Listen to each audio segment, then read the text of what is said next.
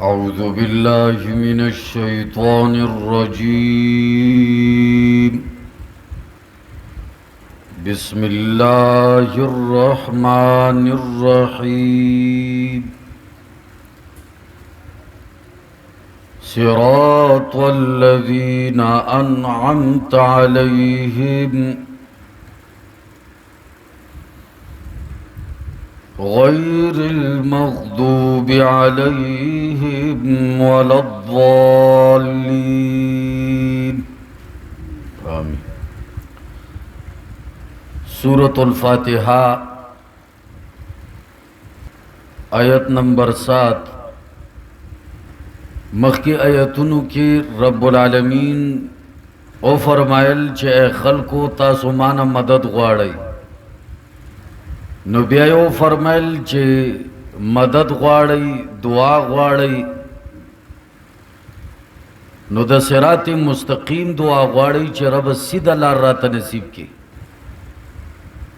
बेलारो खुदल चे दा सीधा लारा दादा अंबिया किराम लारवा मिनन नबियीना व सिद्दीकीना व शुहदाई व सालिहीन दा सीधा लारा दा दग खल्कुवा कुरान व हसन उलाइक रफीका।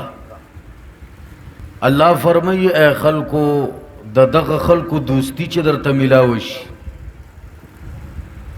दा बेहतरीन दोस्ती दा व हसन उलाइक रफीका चे सड़े परवज दा क़यामत दा अंबिया किरामु पर सफ के वलाड़वी द सिद्दीकीन द सहाबे किरामु पर सफ के वलाड़वी द शुहदाओ पर सफ के वलाड़वी द नेकानो पर सफ के वलाड़वी दिन लुई खुशखबरी बबल कमयुवी कुरान व ये खल्को खुशखबरी वावरई व हसन उलाइक रफीका च परवज द क़यामत दग नेकानो खल्को सरा पुरतश दा ढेर खिस्ता खलक दी पर दोस्ताई की। यो शायर वही उहिब्बुस्सालिहीन वलस्तु मिनहुम उहिब्बुस्सालिहीन वलस्तु मिनहुम लअल्लल्लाह यरज़ुक़नी सलाहा। वज़द नेकानु सर मोहब्बत कुम अगरचे नेक नयम उहिब्बुस्सालिहीन वलस्तु मिनहुम नेकानु सर मिडेर मोहब्बत दे खुवलस्तु मिनहुम ज़ो पखपल नेक सड़े नयम दे द आजिज़ई न वेली दी तुझ द सहाबे किरामो तुझ कुरान करीम की द अंबिया किरामो आगा अल्फाज गोरे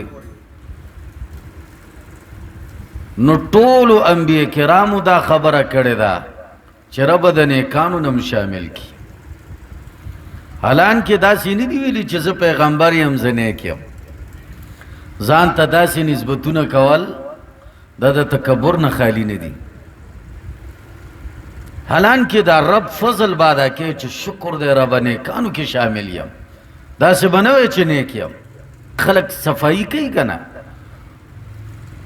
यरजी माँ की ईमान दे जडेर गैरती सड़ायम कुरान वी फला तुज़क्कू अनफुसकुम वल्लाहु आलमु बिमन इत्तका द जान सिफतुना मका अल्लाह फरमाई जिदी खपी जनम दाद दी आयत तर्जमा दा नो दास बनवे चजने क्याम दाद मुतकबिरीनु निशानी दा बल्कि वे रब द नेकानु में शामिल की। नो शायर वही उहिब्बुस्सालिहीन वलस्तु मिनहुम जने कानो सर ढेर मीना कवम अगर चे दा गीना नयम लअल्लल्लाह यरज़ुक़नी सलाहा के देशी दा गी पर सोहबत बांधे मा अल्लाह ने एक जोड़ की दास मजलिसुनो तो शरकत कवल देखे खट अजीम उच्चत किरदार दादे चे सड़े नेकानो की शामिली की रो रो द नेकानो मजलिस दा खपल असर लरी चे वो सड़े पी जने चे दा खदे ओ कबद दे गर्ज और पसिमा चता पिनो कागज रू चत कड़ी दा गी कदमुन शमारे दा प कमजी दा संगजी علماء مشران دا خبره کوي چې د یو کس صحبت ګوري، یو کس معلومه چې دا څرنګه سړی دی، د هغې صحبت وګوره، کمو خلکو سره ناسته پاسته کوي.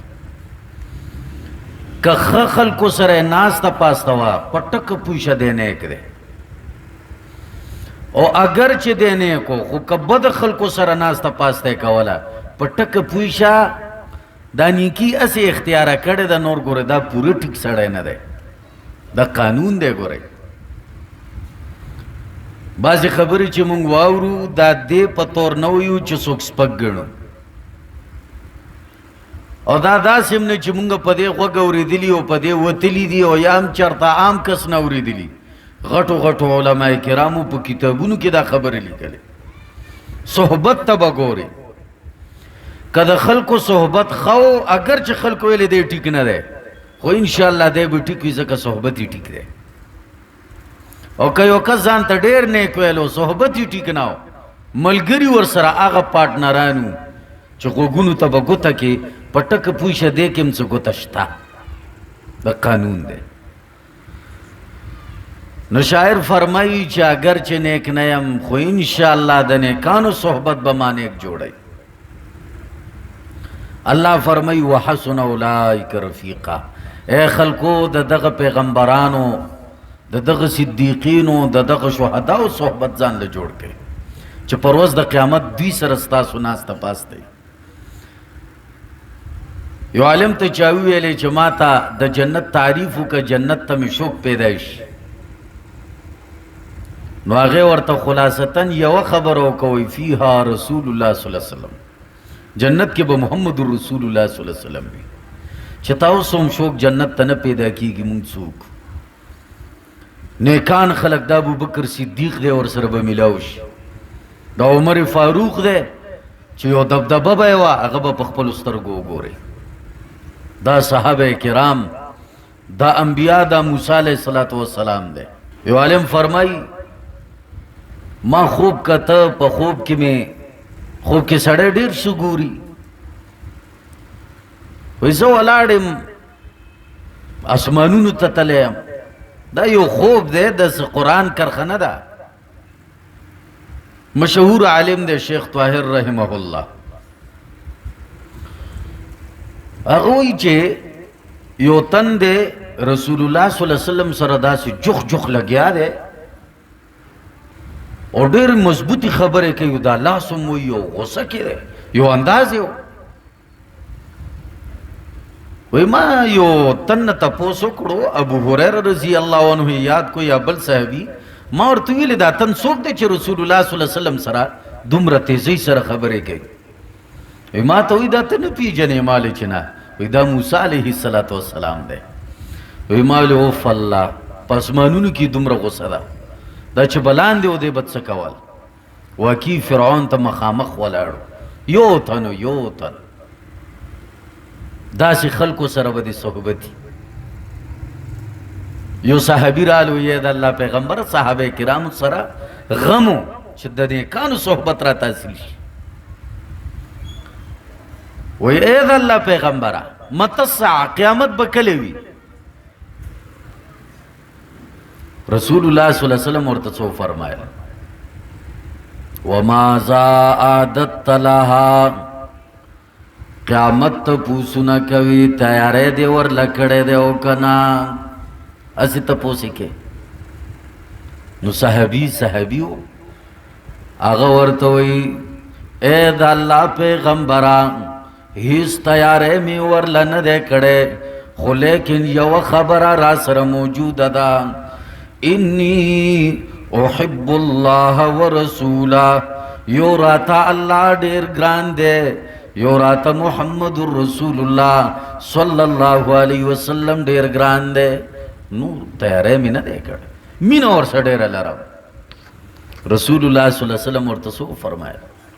خوشحاله شه، المرء مع من احبا، سړی با پر ورځ د قیامت هغه خلکو سره پاسیږي کمو خلکو سره چې د مینه ساتي، ما سره پاسیږي. انس رضی الله عنه فرمایي ما په زندګۍ کې دومره خوشحالي چرته نه ده کتلې، کم خوشحالی چې ما په هغه ورځو کته چې صحابم خوشحاله شول او زم خوشحاله شوم چې پر ورځ د قیامت به زه د ابوبکر څخه پاسېږم، زه به د عمر څخه پاسېږم، زه به د عثمان څخه پاسېږم. انس رضی الله عنه هغه هم په دې خوشحاله و چې زه به د ابوبکر څخه پاسېږم. بهر صورت الله فرمایي خلکو صراط مستقیم نیکان خلق چې کم تیر شوي د هغوی لاره ده. وحسن اولئک رفیقا، اے خلکو دا خلق دوستان جوړ کړي، دا ډېر ښایسته دوستانه ده. بیا صرف دا نه چې صراط مستقیم باندې روان یې او الله درته هدایت کړی دی بس دا کافي ده، نه دې کې به بیا ځان د بدۍ نه بچ کې. زمونږ یو ملګری و اودو، نو هغه عالم دی، یو ایخو هغه عالم و، نو هغه ایخ لا کم چې ایخ عالم و ناسو په دفتر کې هغې له یو تن رالو سوال یې تپوس کولو، نو دی ورته په تیزه لګیا دی چې داسې چل کوه دا چل کوه، دی جواب دی دی جواب دی. هغې خوب نه راپاسو چې هغه ووتو، هغه ورته وایي چې یار لږ خو ګوره که نه چې که سوده دی، زه اوده وم بهر به وتی. نو هغه ورته مولانا و، هغه ورته وایي د نیکۍ کارو ما کولو، د نیکۍ کارو ما کولو. او ورته وایي نیکۍ کار کې او د بدۍ نه ځان نه بچ کې، نیکۍ کار کې او د بدۍ نه ځان نه بچ کې. نو نیکي به هم کې او د بدۍ نه به هم ځان بچ کې، یو خبره خو نه ده. زه به هر صورت بیا خبرې ډېرې کېږي. اوس الله فرمایي اے خلکو هدایافته خلق درته ما وښودل، د مغضوب علیهم نه ځان وساتئ.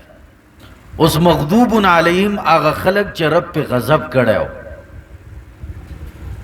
ولضالین او کم خلق چې ګمراهان وو هغوی نه ځان بچ کړئ. دا مغضوب علیهم کم خلق دی؟ یو حدیث کی راځي رسول الله صلی الله علیه وسلم فرمائی ان الیهود مغضوب علیهم. پیغمبر فرمائی چې یهودیان مغضوب علیهم دی، الله پہ غضب کړو، او نسوارا دا گمراهانو. دا رسول الله صلی الله علیه وسلم د دې آیت تفسیر کړی دی. خ یهود ولی گمراهانو ولی پہ غضب کړلی شوی و؟ څه وجه وه؟ یوه خبره خو ما پرون کړې وه چې دوی کې غلو وه، شرک و. یهودیانو عزیر علیه السلام پیغمبر و رب ته جوړ کړو، عزیر ابن الله، د الله بچی دی، حالانکه الله فرمای لم یلد ولم یولد. خبره ختمه. نسوارو به ویلی عیسی علیه السلام د الله زوی دی، یعنی نازولی دی. په دې باندې مشرکانو شرک ورکي، بل غلو ورکي. غلو دعوا قرآن وی اتخذوا احبارهم ورهبانهم اربابا من دون الله. د خپلو مولیانو نه د خپلو پیرانو نه خدایان جوړ کړیو، الہه جوړ کړیو. نو دا کار ورکي، غلو ورکي. رسول الله صلی الله علیه وسلم سے فرمائی لا تطرونی کما اطرت النصارى عیسی ابن مریم. اے خلقو ما دومره مو چتوئے لکه څرنګه نسواراو عیسی علیہ السلام اوچت کړو، اسمان ته رسولی او رب ته جوړ کړو، ما دومره مو چتوئے. اے د پیغمبر څومره لوی مقام دی، دی به وجود څه وایي؟ ما دومره مو چتوئے لکه څرنګه چې خلکو عیسی علیہ السلام الله سے شریک جوړ کو. خنس سے شیم صحابہ کرام ته فرمائی فقولو تاسو دعوائے چې دا د الله بندو د الله رسول لے. خبر ختمه. اول د رب بنده دے او بیا د رب رسول لے. بس زما دا حیثیت دے. د رسول الله صلی الله علیه وسلم دو حیثیت ہے. دا د مسلمانانو عقیده ده. اول د الله بنده ده، دا ټول انسانان د رب بندگان دي. رسول الله صلی الله علیه وسلم هم د الله بنده و.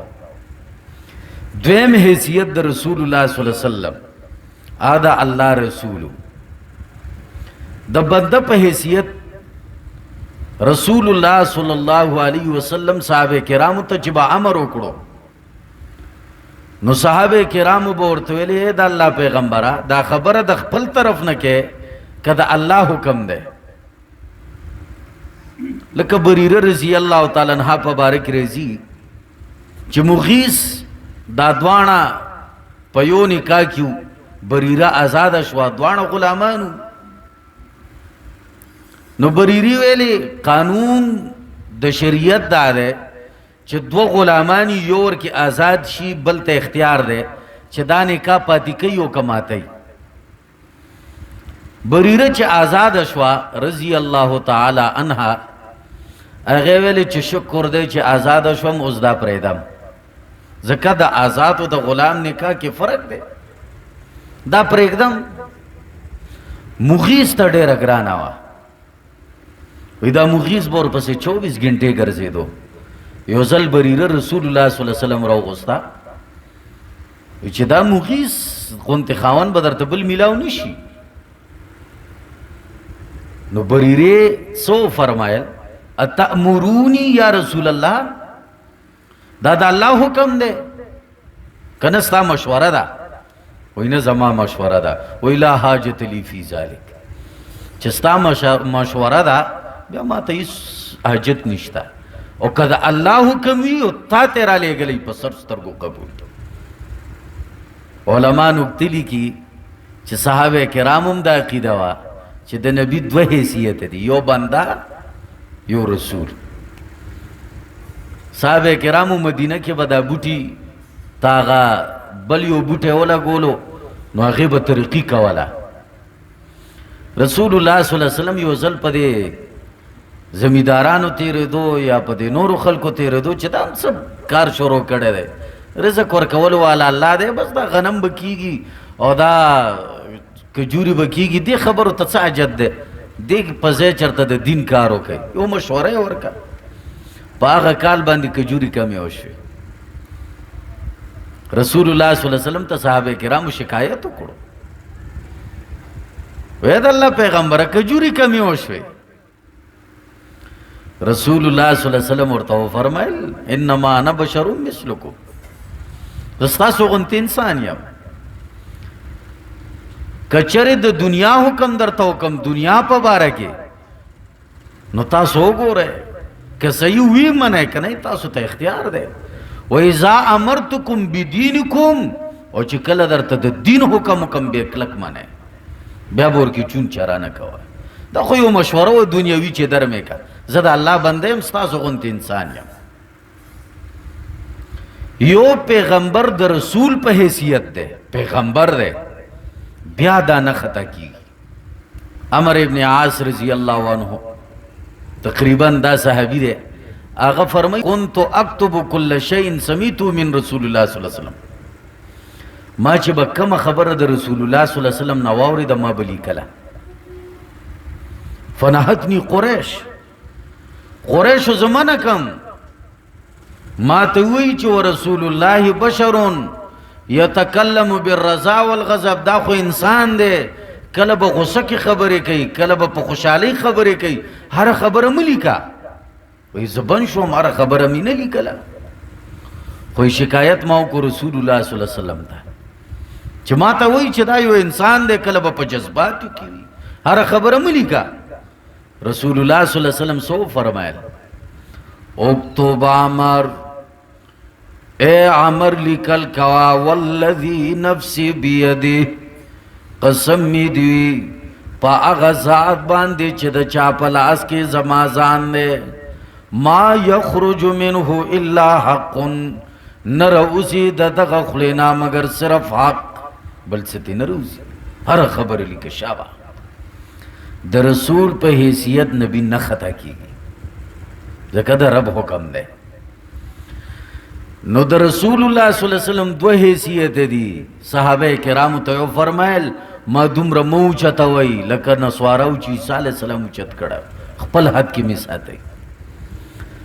نو چې پیغمبر مونږ ته دا امر کوي چې ما په خپل حد کې ساتي، نو مونږ به د کلی مولانم پیغمبر نه جوړو چې دا غي هر خبره به د قرآن کرخه ګڼو. زه لګیا یم، زه به خطا کېږم، انسان یم. داسې نه چې تا دا خبره کړې ده ته به حقیقت انسان دی، خطا کېږم. ها چې کله مونږ قرآن وایو، د قرآن خبره کوو، نو د قرآن خبره نه خطا کېږي، د رسول الله صلی الله علیه وسلم خبره نه خطا کېږي.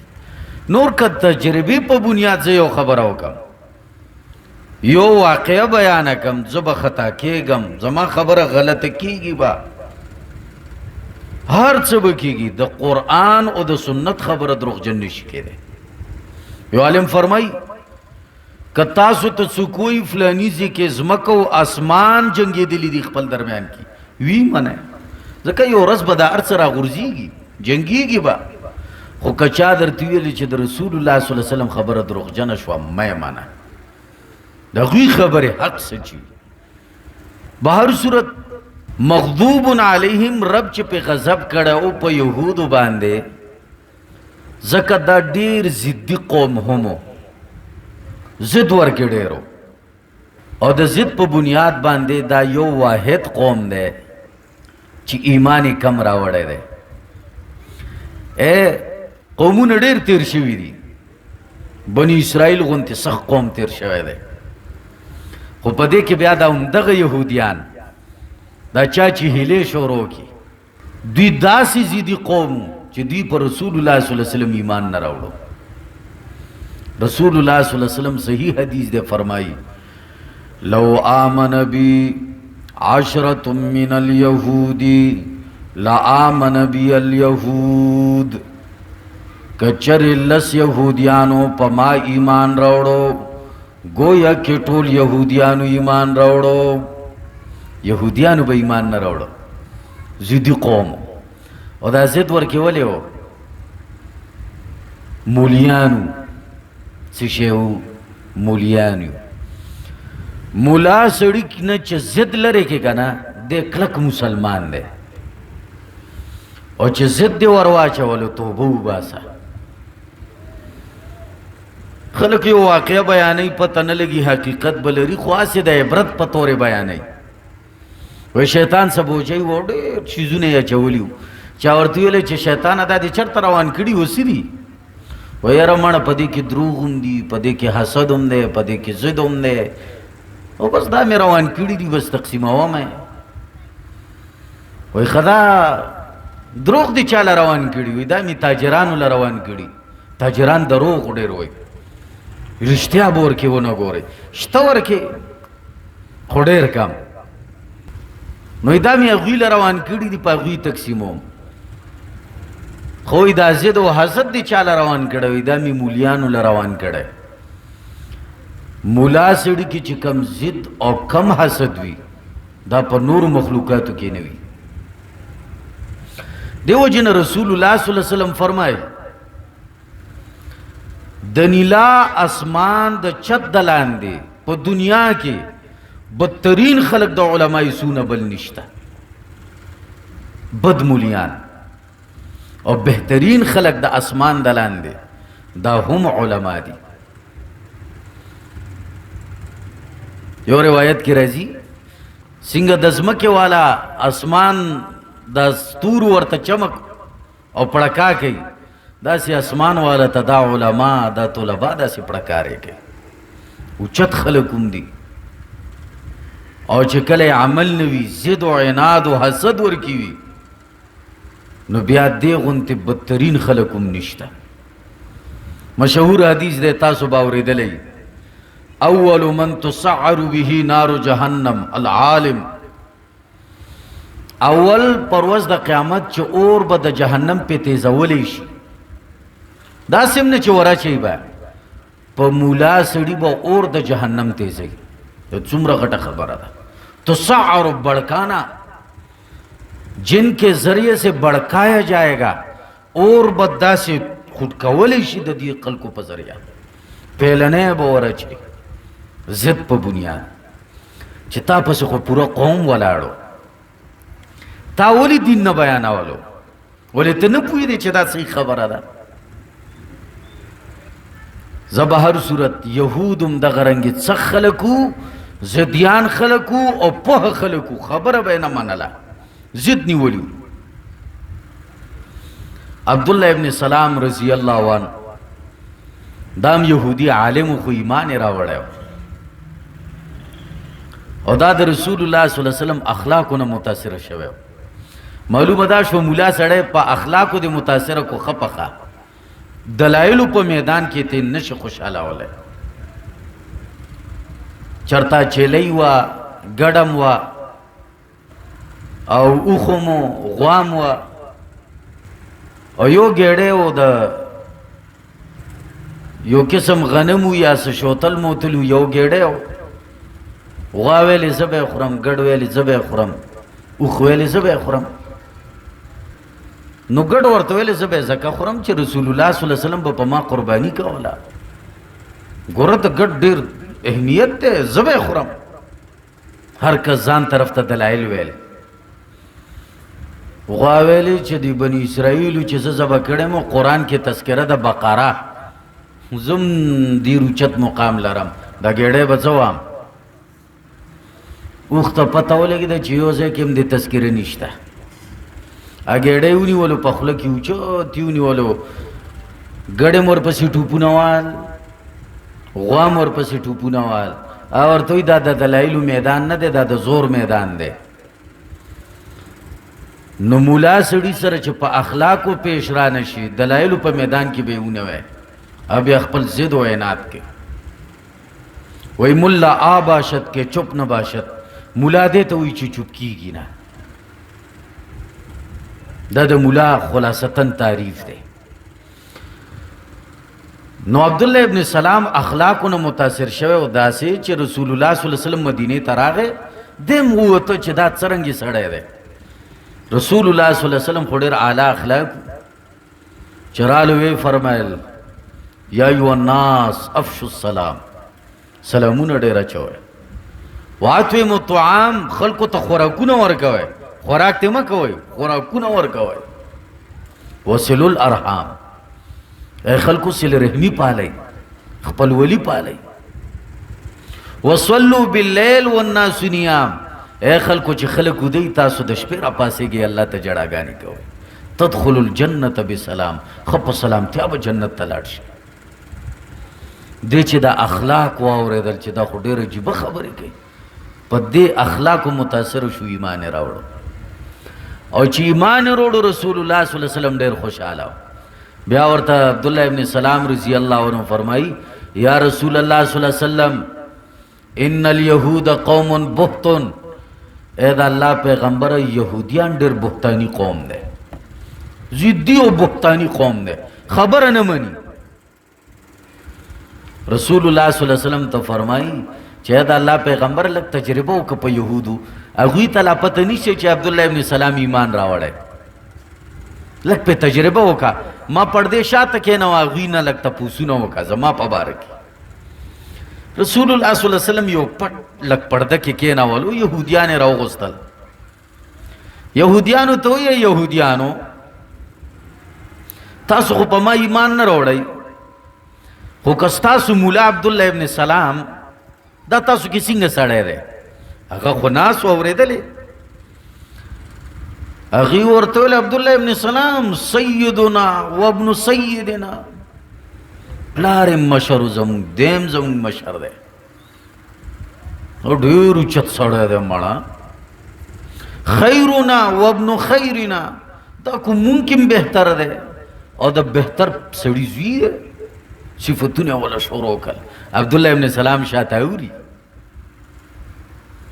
رسول الله صلی الله علیه وسلم او فرمایل کاغه ایمان راوړي تاسو به راوړئ او ورته پتا ایمان راوړي په دې کې عبدالله ابن سلام بهر راووتو او په زبان یې ویل اشهد ان لا اله الا الله وان محمدا عبده ورسوله ایمان راوړ چې دا کلمه څرنګه یهودیانو واورېده چې دی خو ایمان راوړو एकदम الټه شول. وای شرنا وابن شرنا، پلارم بد سړی و دیم ټیک سړی نه دی. رسول الله صلی الله علیه وسلم ته عبدالله ابن سلام وی یهودیان دی وکتل د الله پیغمبره څنګه ضدي قوم دی په دې اوس د خبره ومنه. آغا نشد نن سبا اوس په دې دور مولیانو کې ده خبره په نشي منله. سره خیال له د رسول الله صلی الله علیه وسلم دا طریقې په احادیثو کې نقل نه دي. لس جوابات ته کوي نه مني او چې نه مني راشه ته پیو مانا ته ما جرمانه که چې تا پیو مانا دی. امی سړی نسواراو په باره کې راځي قرآن وایي نسوارام کافرو خو نسواراو په باره کې قرآن څه وایي قرآني صفت بیانوي. وَإِذَا سَمِعُوا مَا أُنزِلَ إِلَى الرَّسُولِ تَرَىٰ أَعْيُنَهُمْ تَفِيضُ مِنَ الدَّمْعِ. اے پیغمبرا کم قرآن چه تا بیانے کل چه دوی تا بیان شی نسترگو نیوخ کی روانی شی. دا سی خلق دا نسوارو قرآن صفت بیانے. علماء فرمائی دا نسوارا دا امیان دا دی دور کی چه دا امیان دا مولا چه نوی دا دی خلقو مثال لے. دوی ته چې دین بیان کی دین در سمانی په سر سترګو در سمانی چې الله ویلی د الله رسول ویلی زما د سر تاج. خو بعضې قوم نه مني. حدیث شاه ولی الله محدث ډېر لوی عالم تیر شوی دی هغې الفوز الکبیر لیکلی دی. په هغې کې فرمایي ان ترى انموذجا من اليهود فانظر علماء سوء زمانه. وای کچرته يهوديانو ډانچې دې دور کې ګوري چې دا يهوديان به څرنګه ډانچې وي وای د دې دور مولیانو ډانچو ته ګوره دغه شیزونه ګرځیدل. دا باطل پرست مولیان یادوم ار یو نه یادوم کومه باطل پرستو حق او باطل هر څوک پیژني هر څوک د ځان ته چغې نه وایي حق و باطل صفا ده لیلها کنهارها. رسول الله صلی الله علیه وسلم فرمایي د دې دین شپم داسې ده لکه ورځ. وایي د دې دور بدو مولیانو ته وګوره چې صرف پیسو غلوي مفادات غلوي. د دې غله نه وي چې دین خلکو ته بیان کړم د دې غله وي چې خلکو نه څه راواخلم چې جیب وګوره دې ته هغه شکي شي چې څه راکوي. نو د دې دور بدو مولیانو ته وګوره دا د یهودیانو ډانچې دي. او بیا فرمایي وان ترى انموذجا من النصارى کته د نسواراو ډانچې کتل غواړي چې دا به څرنګه وي فانظر الى رهبان زمانه د دې زماني پیرانو ته وګوره علم به ورسره نه وي غړب غړوب به کوي. وای د دې زمانه د خلکو ته وګوره دا د نسوارو ډانچې وي علم نه خالی او عبادت کې مخ کې الکه څه کې زم په مکه کې عبادت کوم خبره به کوي ان شاء الله زندگی وا. خو بهر صورت عبادت له زور ور کړی وي نور د علم نه خالی وي کې دې شي کلهم نه ورزي او بس چوفیات کړی بس خلکو یې دی رسیدلې ده. و زه به هر صورت شاه ولی الله ډېره ناشنا خبره کړې وایي که نه منئ د دې زمانې داسې خلکو ته وګورئ. ان ترى انموذجا من المنافقین که تاسو یې د منافقانو ډانچې وګورم هغه دور کې منافقان اوس د هغې ډانچې به څرنګې ګورئ. وایي فانظر الی حکام زمانه د دې زمانې حاکمانو وزیرانو ته وګوره. دا هغه منافقان چې کوم عبدالله ابن سلول اسلام نه قربان اسلام نه دا تاسو به اوریدلی پیغمبر سے اپنے سر کو قربان ولګي ظالم اردو وی الله دې معاف کړي. ته به حیران شې چې دا څومره مین خلک دي د الله او د الله رسول. هغه منافقان دي چې نه د الله او د الله د رسول قانون هیڅ خیال ساتي او خبرو ته وګوره خوږې خبرې. دا به مخکینی منافقان هم دغه رنګې لهجه استعمالول. دا مون خبرې نه کوو دا شاه ولی الله محدث کوي چې زبان نرم کردار جدا، گفتار جدا کردار جدا. منافقان ګوروي د دې دور د وزیرانو د خطه ګوره خبرې څنګه کوي، کارونه څرنګه کوي. نو يهوديان ډیر ضدي قوم. یو ځل رسول الله صلی الله علیه وسلم لا لوی واقعه ده، نجران نه څه کسان شپېته کسان مناظرې لرالل، رسول الله صلی الله علیه وسلم سره مناظره کوله. پاغه کې د انجیل یو عالمو ابو حارثه نامه وا، ام د کور نه وروته اسې ځان له تیار کو مناظرې ل روان دی. چا څه کوي؟ رسول الله صلی الله علیه وسلم سره یو ورور ور سره قرض هغه هم اسره وکاږه، هغه هم وروته چې روانېږو. نورم داسې خلک تیارو روانو. په دې کې د ابو حارثه د اوښ یا د اس خپه وښویده، نو را پرېوته. قرض چې کم جاهل روری و امیر روری و هغه وایي تعیس الابعد، عیاذا بالله الله دې وي محمد رسول الله صلی الله علیه وسلم هلاک کړي. دا خیرې وکړي، دا چا وکړي؟ د امیر روری وکړي چې ولې مولا رور مې راګزار شو، خیرې هغې ته وکړي. مولا رور ورته څه وایي؟ وی بل انت تعیست، الله دې تا تباه کړي، ته ولې رسول الله صلی الله علیه وسلم ته کنځلې کوې؟ رور حیران شو. روان دی مناظرې لاغې لا چې خیرې مې وکړې ایکشن یې مو اخیستو، ته رسول الله صلی الله علیه وسلم ته ولې کنځلې کوې؟ نو رور ورته ویلې عجیبه خبره کوې، ته روان نه چې تا ته دومره پته ده چې حق سچ پیغمبر دی. ځکه رور ورته ویلي والله قسم مې دي په الله دا هغه تن دی کنا ننتظرو چې مونږ به انتظار کولو چې کله به راځي رسول الله صلی الله علیه وسلم. نو رور ورته ویلې چې دا هغه تن دی چې مونږ انتظار کولو، خو راځه ایمان پرې وړو. نو ابو حارثه عالمو د انجیل هغې ورته ویلي ما صنع بنا هؤلاء القوم شرفونا وامرونا واکرمونا. قوم له بس جواب ورکې ځه زه مولا سړی یم، ته به ایمان راوړئ، خو که زه ایمان راوړم د خلکو نه چې مې دا دومره پیسې په چندو مندو ویلي، شرفونا دا زما چې دومره عزتونه کوي، زما چې د دومره اکرامونه کوي، دا به لاړ شي سر به وخوري. خدای والی ګوره ښه پوهېدل، ایمان یې نه راوړم. بهر صورت ضد عناد داسې شی دی چې سړی حق ته نه تیاری.